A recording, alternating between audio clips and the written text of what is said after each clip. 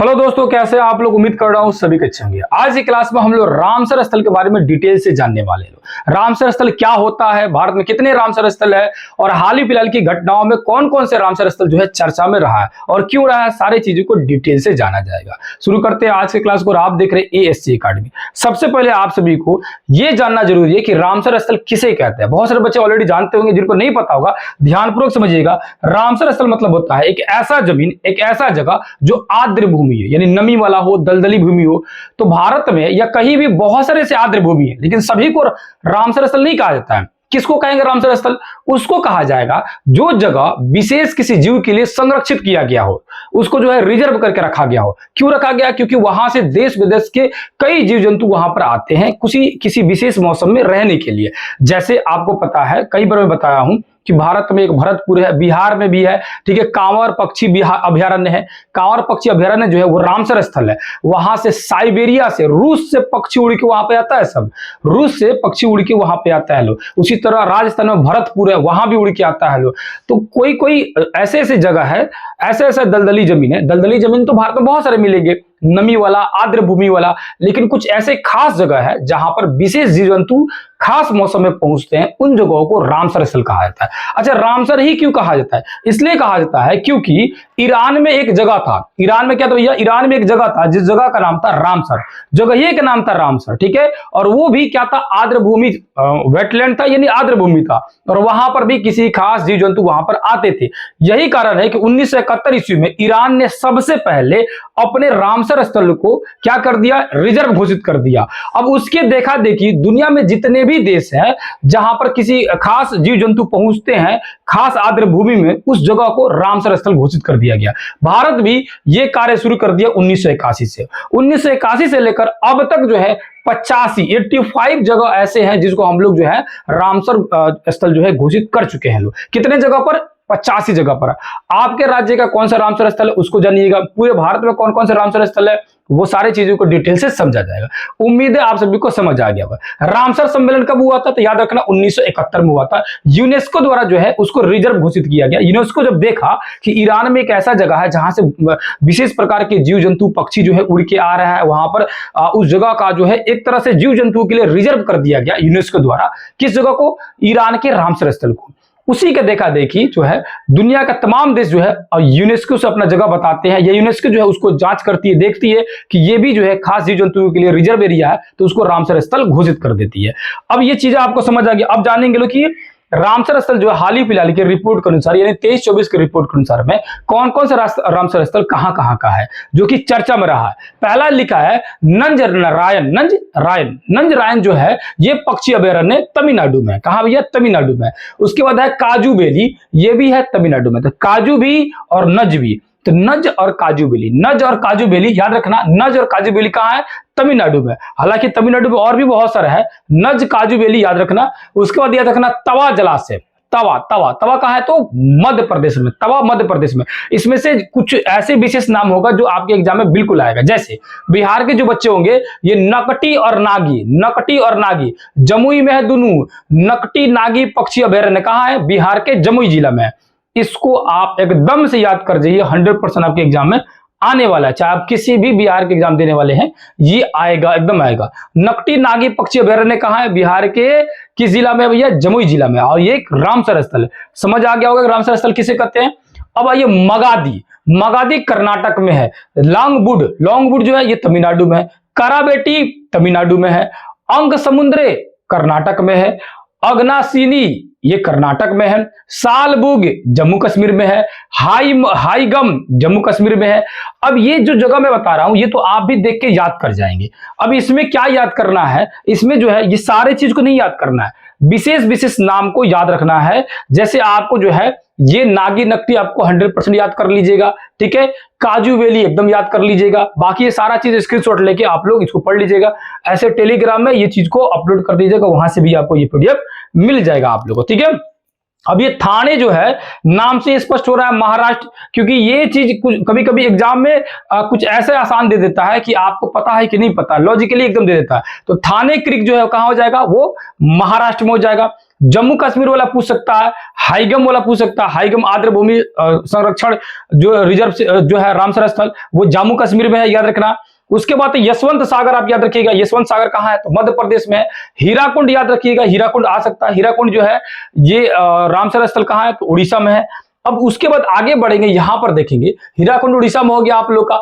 उसके बाद आगे आएंगे तो नंदा लेक, नंदा लेक ये कहां है, तो गोवा में, ये जो है याद कर लीजिएगा आप लोग। उसके बाद देखेंगे यहां पर तो बुलोड पक्षी अभयारण्य तमिलनाडु में, बुलोड, हालांकि ये इतना इंपॉर्टेंट नहीं है यहां पर। उसके बाद आएंगे तो गल्फ ऑफ मन्नार, ये बहुत इंपॉर्टेंट है ये वाला, ठीक है, gulf of Mannar, gulf of Mannar याद रखिएगा, ये एग्जाम में आ सकता है आप लोग के कि तमिलनाडु में कौन है, गल्फ ऑफ मन्नार। और ऐसे भी आपको पता है कि गल्फ ऑफ मन्नार यानी मन्नार की जो खाड़ी है वो कहां है, तो लॉजिकली आप इसको पकड़ के रखेंगे तो यहां से शुरू होता है, श्रीलंका शुरू होता है, और यहां पर जो ये संधि है ये है पाक जल संधि, और यहीं पर है मन्नार की खाड़ी। कौन सी खाड़ी, मन्नार की खाड़ी, यानी गल्फ ऑफ मन्नार। तो गल्फ और मन्नार कहां हो जाएगा, तमिलनाडु हो जाएगा, ये रामसर स्थल तमिलनाडु में हो जाएगा, याद रखिएगा।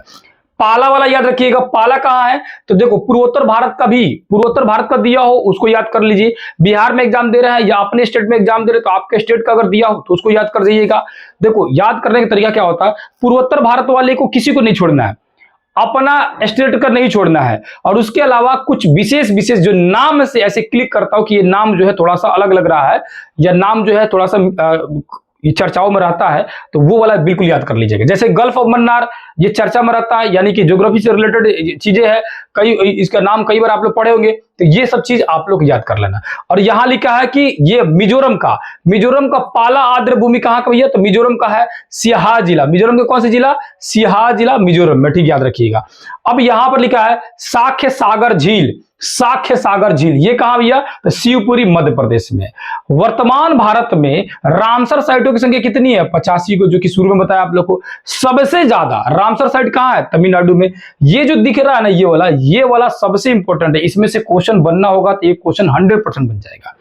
तो यानी कि वर्तमान भारत में रामसर साइट की संख्या 85 को। भारत में सर्वाधिक रामसर साइट कहां है, तो ये तमिलनाडु में 18 को है। भारत का पहला कृत्रिम आर्द्र भूमि, कृत्रिम आर्द्र भूमि यानी मानव द्वारा निर्मित कृत्रिम, चिल्का झील जो था वो तो प्राकृतिक था, लेकिन कृत्रिम आर्द्र भूमि कौन सा है, तो हरिके बैराज है। कौन सा भैया, हरिके बैराज याद रखना। भारत का सबसे छोटा आर्द्र भूमि कौन सा है, तो गेनुका वेटलैंड है। कौन सा है, गेनुका वेटलैंड सबसे छोटा आर्द्र स्थल है, याद रखिएगा।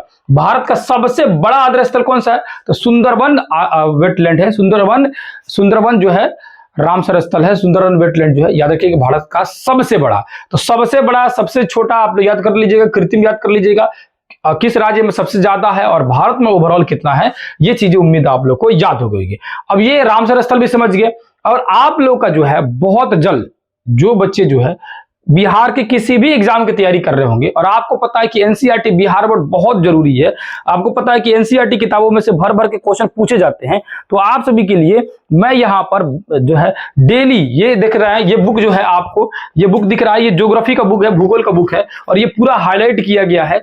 एनसीईआरटी और बिहार बोर्ड दोनों ही किताब यहाँ पर है, और दोनों किताब को मैं खुद बैठकर, भाई साहब बहुत समय लग रहा है इसको लिखने में, यहाँ देखोगे तो इसी चैप्टर नंबर 2 यहां देखोगे तो चैप्टर नंबर 2 जो है, चैप्टर नंबर 2, और ये चैप्टर नंबर 2 को मैंने शॉर्टकट तरीका में, शॉर्टकट करने का मतलब कि हर चीज उसमें मेंशन कर दिया हूं।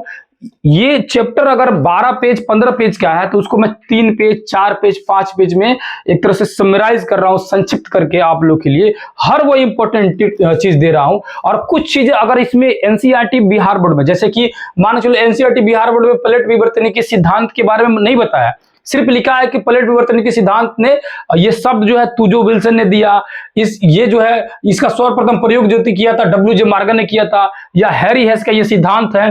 ये सारी चीजें जो है एनसीईआरटी बिहार में दिया है, लेकिन प्लेट विवर्तन के सिद्धांत है क्या ये नहीं बताया है, ये आपको समझना है। तो उस तरह से बहुत सारे ऐसी चीजें छूटी हुई है जिसको मैंने अपने नोट्स में मैंने खुद उसको मेंशन कर दिया है कि भाई साहब ये जो है क्या है, ये क्या है। तो यहां पर देखोगे ये नोट्स को बनाने में बहुत समय लग रहा है और बहुत बेहतरीन तरीका से, यानी कि मैं यहां पर आप सभी को पूरी बिहार बोर्ड पढ़ा रहा हूं, पूरी एनसीईआरटी पढ़ा रहा हूं, और उसको पढ़ाने के बाद, ओरिजिनल बुक पढ़ाने के बाद खुद का जो नोट्स जो मैंने बनाया है पूरा वहां से बढ़िया से, आपको लग रहा हो ये पूरी किताब में से उठाया गया, ये किताब का ही वहां से कट करके यहाँ पर लगाया गया ये सारी चीज को, और ये जितने कंटेंट ये खुद लिखा गया है, खुद ये कंटेंट जो है पूरी की पूरी यहाँ मेंशन किया गया है। जैसे कि ये हिमालय, जो हिमालय बटा हुआ है, हिमालय बटा हुआ महान हिमालय, मध्य हिमालय और शिवालिक 3 भागों में, तो ये सारे चीज को जो जो किताब में दिया गया है, तो उसमें जो एक्स्ट्रा चीजें दी गई है, जो जरूरत की चीजें नहीं थी, उसको हटा के मेन लाइन को उठा उठा के लिख दिया जाएगा, ताकि आप इसको पढ़ें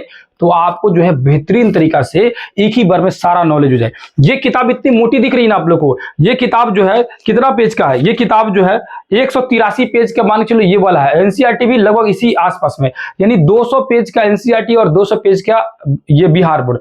ये लगभग 400 पेज को मैं 400 पेज की जो किताब आप पढ़िएगा उसको जो है मैं लगभग जो है 30 से 40 पेज में संक्षिप्त करने जा रहा हूं। 30 से 40 पेज, 30 पेज बहुत ज्यादा हो जाएगा, 30 से 40 पेज के अंदर में जो है पूरी किताब को संक्षिप्त कर दूंगा, और पूरा कंटेंट कुछ भी नहीं छूटेगा, क्योंकि मैं खुद एनसीईआरटी बिहार बोर्ड में खुद यहां पढ़ा भी रहा हूं।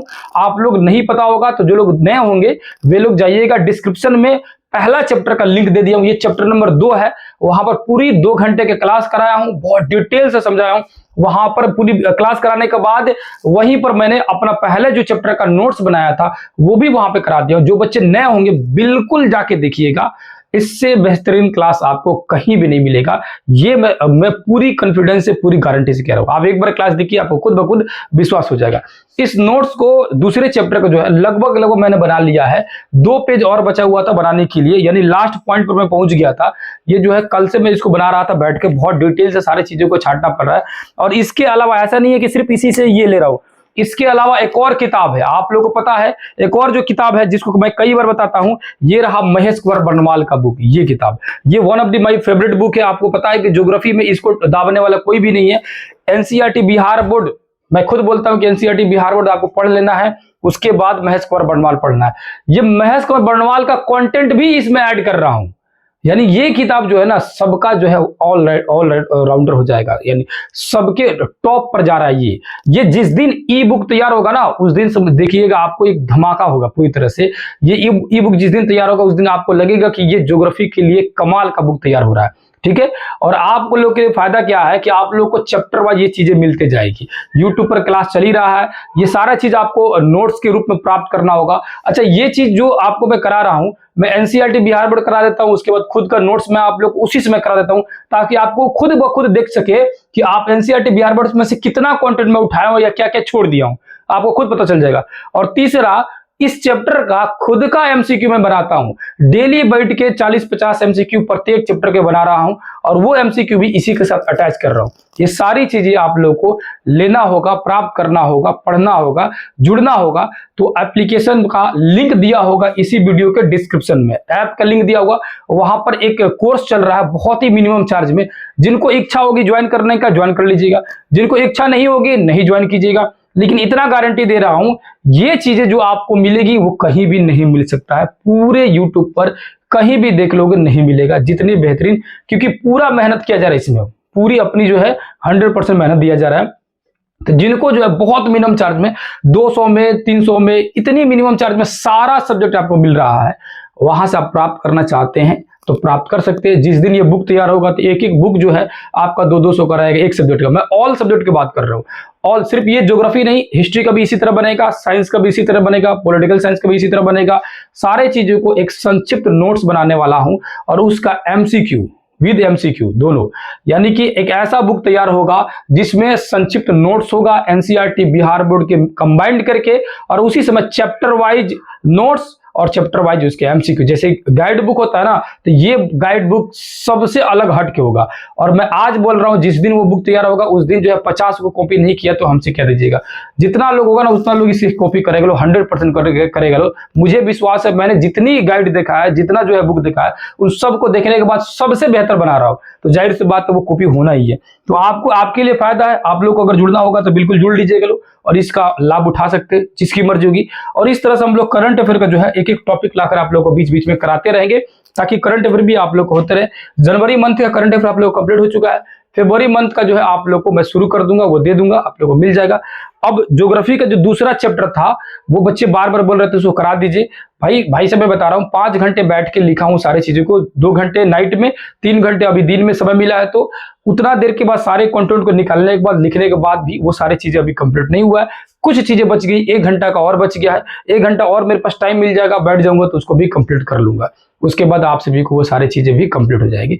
जैसे ही कंप्लीट हो जाएगा आपका दूसरा अध्याय भी मैं पढ़ा दूंगा इसी यूट्यूब चैनल पर आप लोगों को फ्री ऑफ कॉस्ट। बाकी नोट्स वगैरह एमसीक्यू लेना होगा तो आप लोग एप्लीकेशन से जुड़ के ले लीजिएगा। और बाकी छठा क्लास, 7वां क्लास, 8वां पूरी 6 to 10 पढ़ना होगा तो एप्लीकेशन पर पूरा क्लास चलता है, वहां से आप लोग ज्वाइन करके क्लास कर सकते हैं। मिलते हैं किसी दूसरे वीडियो में, तब तक के लिए बहुत बहुत धन्यवाद। जय हिंद, जय भारत।